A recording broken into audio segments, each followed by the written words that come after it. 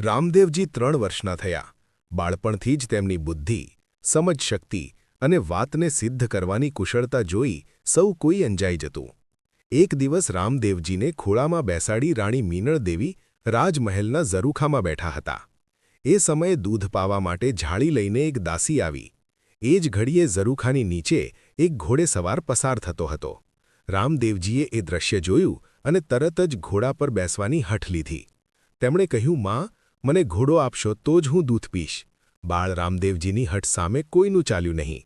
અંતે ગામમાંથી મેરિયા નામના દરજીને બોલાવી લુગડાનો ઘોડો બનાવવાનો આદેશ આપ્યો.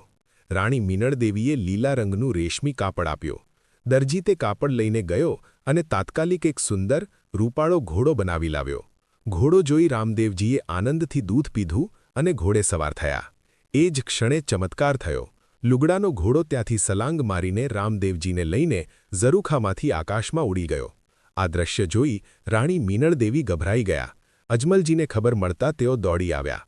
ગુસ્સામાં અજમલજીએ દરજીને બોલાવી કહ્યું, મેરિયા, આજે મને ખબર પડી કે તું જંતર મંતર જાણે છે. સાચું કહેજે, ઘોડો કઈ દિશામાં ઉડ્યો?